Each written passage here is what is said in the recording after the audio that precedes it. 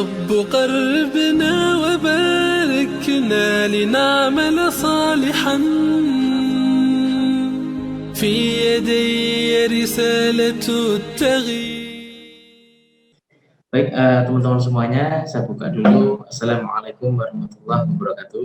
Waalaikumsalam warahmatullahi wabarakatuh. Waalaikumsalam. Alhamdulillah nahmaduhu wa nasta'inuhu wa nastaghfiruh wa na'udzu billahi min syururi anfusina wa min sayyiati a'malina may yahdihillahu fala mudilla lahu wa may yudlil fala hadiya lahu. Asyhadu an la ilaha illallah wahdahu la syarika lahu wa asyhadu anna Muhammadan abduhu wa rasuluh la nabiyya ba'da. Puja dan puji syukur marilah senantiasa kita panjatkan atas limpahan rahmat, nikmat serta karunia yang bisa diberikan oleh Allah kepada kita semuanya.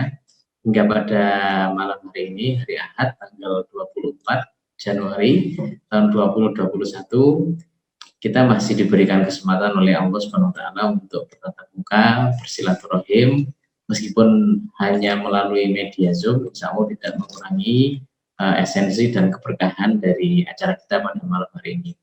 Semoga majelis kita pada malam hari ini senantiasa mendapatkan keberkahan dan keridhaan dari Allah SWT, yang nanti di akhir acara ada sisi positif yang bisa kita dapatkan, yang nanti juga imbasnya adalah mungkin pada sisi pengetahuan yang teman-teman mungkin bisa aplikasikan, atau mungkin pada tataran perbuatan dari pengalaman yang nanti saya ceritakan, ataupun juga apapun itu, yang intinya adalah kita nanti menjadi lebih baik lagi, semakin menjadi lebih bermanfaat lagi di kemudian hari. Kenapa begitu teman-teman semuanya?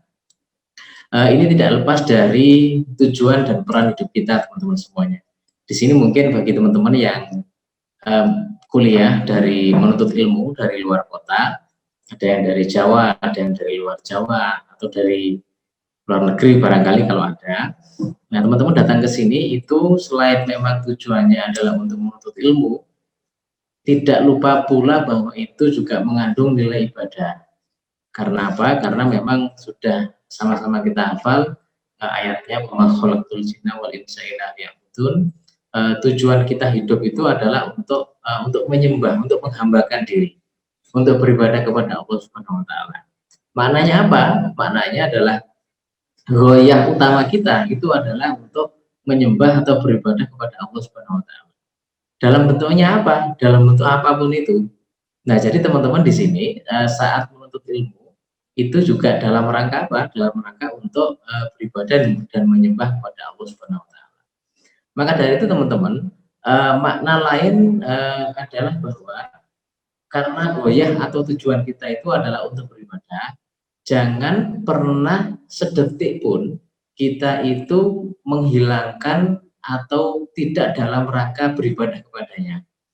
Nah, artinya apa? Karena kalau hidup itu goyahnya adalah untuk beribadah kepada Allah, saat kemudian kita katakanlah dalam satu waktu tertentu, di situ sedang tidak dalam goyahnya atau tujuannya, itu kan berarti memang kata lainnya mungkin kita tidak hidup. Nah, sayang sekali jika kita terlalu banyak terlewatkan dalam aktivitas kita sehari-hari yang memang di situ tidak sejalan dengan goyah kita, tujuan kita yakni apa? Untuk menyembah dan beribadah kepada Allah SWT. Nah, jadi apa yang kita lakukan pada malam hari ini itu juga dalam rangka itu teman-teman, dalam rangka untuk kemudian kita beribadah kepadanya. Kita belajar ilmu, kita belajar pengalaman, saling sharing itu teman-teman semua.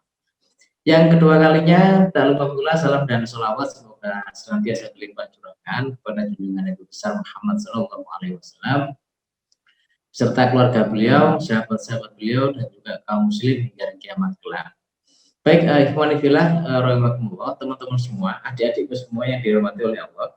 Ini kali ketiga saya mengisi di teman-teman Ukhuwah ID. Jadi seperti yang sebelum-sebelumnya juga saya mengisi juga lebih kepada pengalaman yang sudah telah saya lalui. Karena kebetulan saya juga dari lulusan kampus ya, meskipun juga sudah lama. Jadi saya dulu masuk S1 itu tahun 2002, Kemudian saya ambil gelar ganda baru selesai itu tahun 2010 teman-teman semuanya. Nah, kemudian setelah itu saya lanjut ke S2, sempat kerja juga di beberapa tempat, itu memulai usaha juga kecil-kecilan. Tahun S2 saya lulus tahun 2014 atau 2015. Nah, itu beberapa waktu yang lalu, dan alhamdulillah juga minimal dari pengalaman saya mendapatkan sekali banyak hal, teman-teman. Jadi saya cerita sedikit saja ya, ini karena apa namanya, saya lebih banyak sharing pengalaman saja sebenarnya.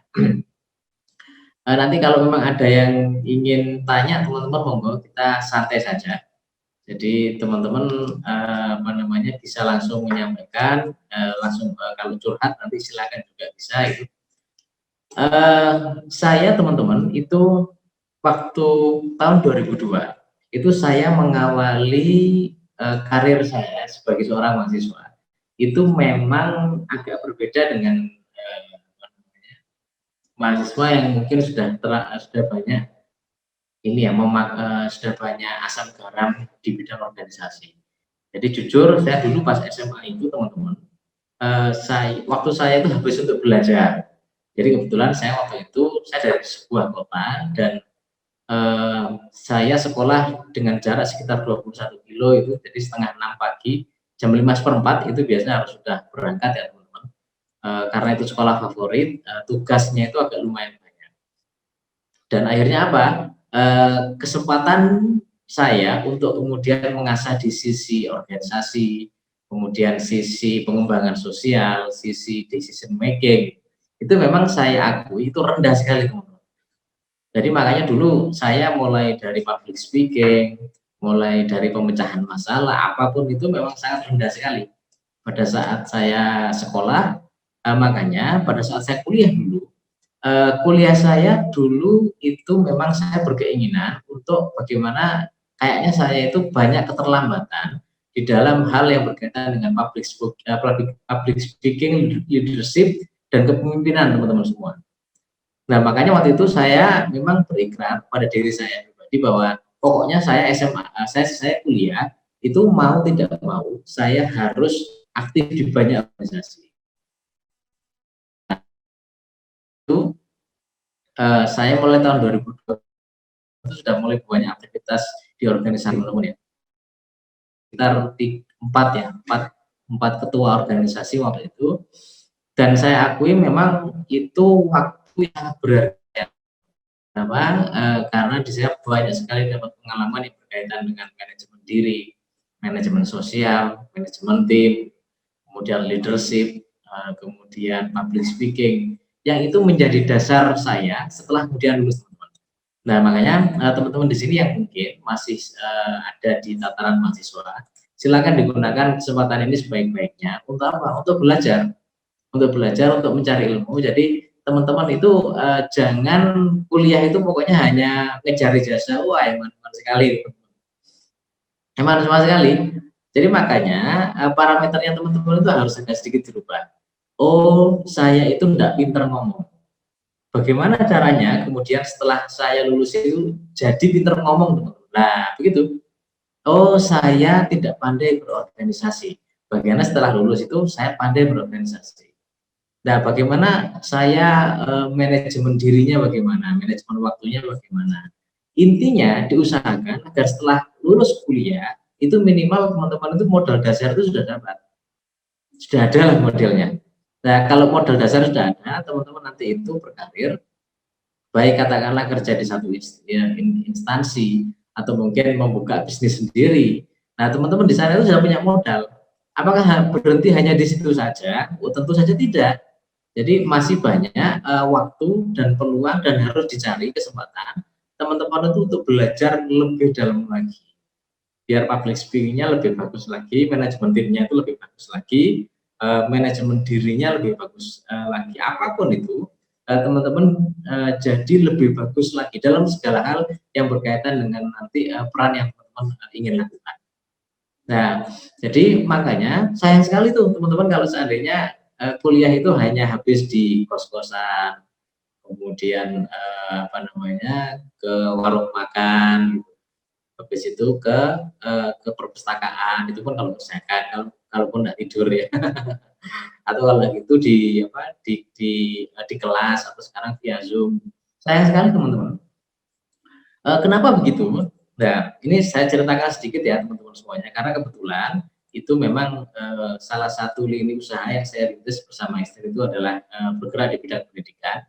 Jadi kami saat ini alhamdulillah mengelola sekolah untuk anak usia dini. Jadi ada TK, ada playgroup, ada after school, beserta unit yang lain ya, termasuk unit untuk anak terapi berkebutuhan khusus teman-teman.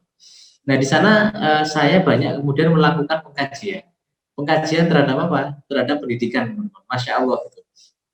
Jadi kita kalau melihat bagaimana Islam itu mendidik seseorang itu ada tahapan-tahapannya, teman-teman. Semisal nih, anak usia 2 tahun, nah itu harus sudah bisa mengenal dirinya sendiri, memanggil dirinya sendiri. Nah, kemudian juga mulai bisa merangkai beberapa kata, 1, 2, 3 kata. Nah, kemudian usia 5 tahun, itu self konsepnya harus sudah mulai terbentuk. Harus sudah bisa 5 tahun itu sudah agak tua ya. 3 tahun itu harus sudah bisa mengungkapkan apa yang diinginkan itu dengan baik, teman-teman. Sampai nanti 7 tahun. Nah, 7 tahun itu adalah periode bagi anak itu untuk diperintahkan sholat, teman-teman. Nah, jadi kalau usia 4, 5, 6 itu mungkin sholat itu hanya di sounding saja. Tetapi kalau sudah 7 tahun itu secara tata aturan itu adalah kemudian sudah mulai diajarkan sholat. Usia 10 tahun berarti ada waktu 3 tahun tuh.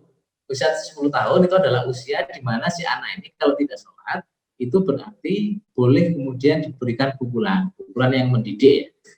Pukulan yang melakukan mentakdib, mendidik ya. Bukan menyakiti, bukan. Jadi dari 7 tahun ada sampai kemudian 10 tahun. Dari 10 tahun tuh, nah nanti ini periode penting tuh. Periode penting untuk apa? Menuju 15 tahun kurang lebih, teman-teman ya. Itu adalah periode balik, teman-teman.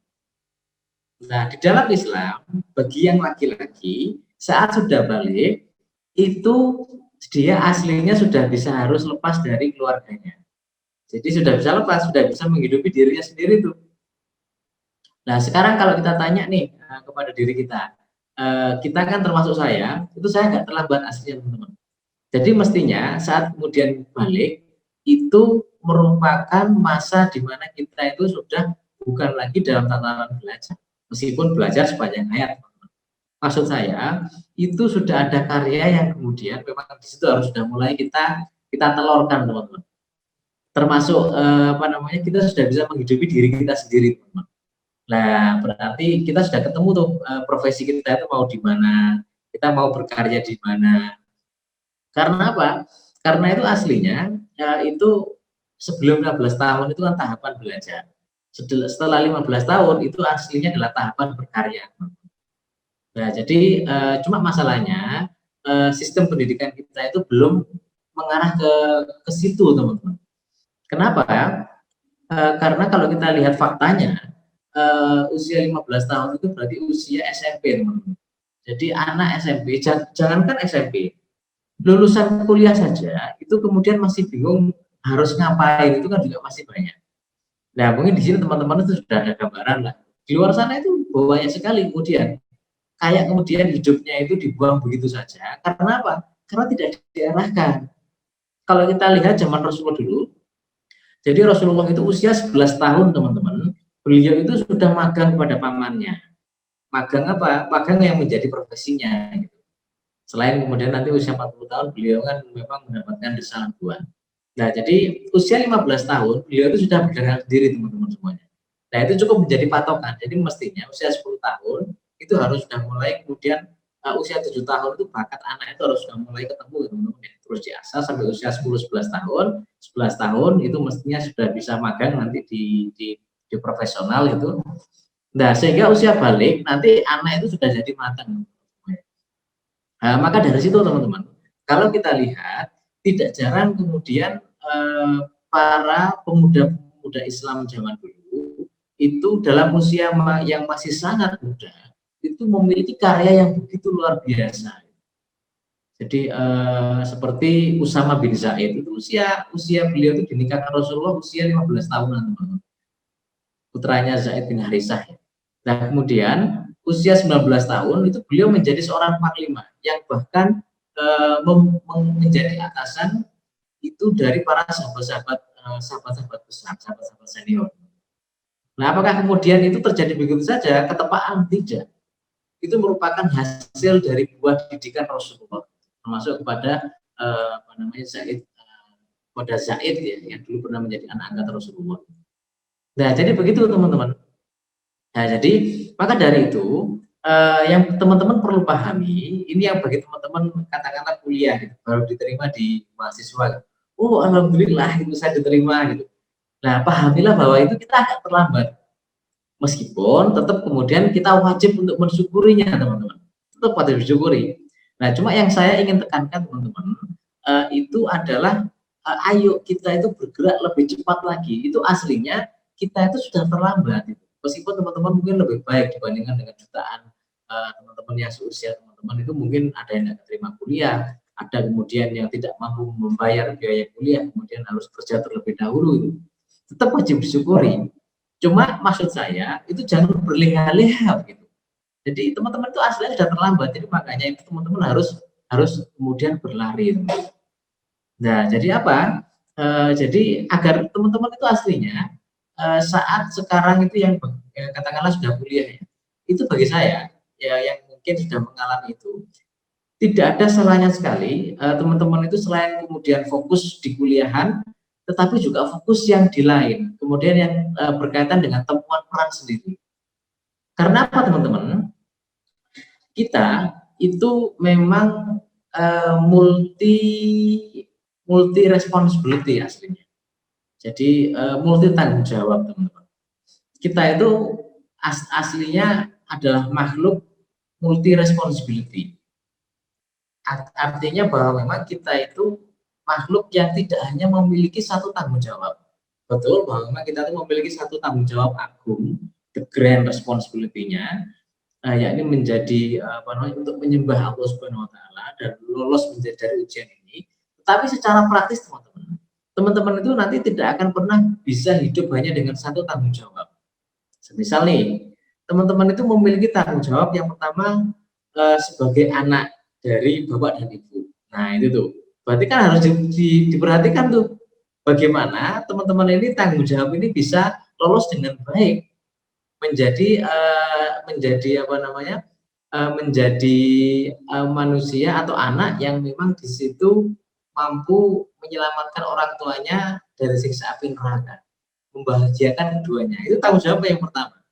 Pada saat yang pertama, yang sama itu teman-teman itu juga memiliki tanggung jawab sebagai seorang mahasiswa. Nah, begitu. Pada saat yang sama, teman-teman itu juga menjadi sosok yang memiliki tanggung jawab untuk membayar kos-kosan. Nah, itu juga harus dibayar.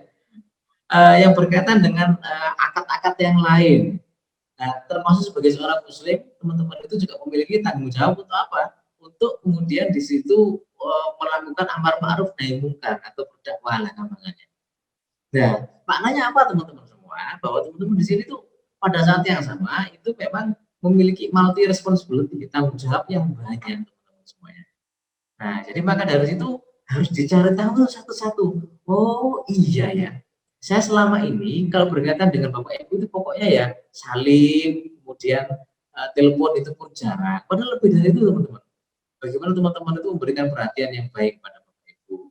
Kalau pulang itu kemudian dicium tangannya, dipijetin, ditanya apa kemudian yang diinginkan, dibutuhkan, apa yang belum selesai. Ya namanya mengabdi pada bapak ibu kita. Nah, selain itu ada juga nanti di kos-kosan, karena di kos-kosan ternyata itu juga saya selama ini tidak tahu bersemi jedingi kos-kosan. Ternyata ada teman saya itu yang rajin ya, kok cuek banget kayaknya gitu. Nah, itu teman-teman harus cari tahu. Jadi agar apa tanggung jawab teman-teman itu yang mungkin teman-teman sadar atau tidak sadar itu bisa tertunaikan dengan baik teman-teman semuanya. Nah, ada lagi nanti di kuliahan. Nah, teman-teman itu amanah ya. Jadi teman-teman nanti kalau mengerjakan tugas itu hanya sekedar nanti nyontek temennya, jangan, tidak boleh seperti itu. Kita itu di Islam itu diajarkan menjadi sosok yang amanah, yang himah, yang memiliki keprofesionalan. Nah, selain itu ada juga tuh yang berkaitan dengan agama kita. Jadi kita punya kewajiban untuk berdakwah, kemudian melakukan amar ma'ruf nahi munkar. Nah, jadi bukan sosok yang self-centris, teman-teman. Jadi yang fokusnya itu hanya urusan dirinya sendiri saja. Nah, nanti tidak selesai-selesai.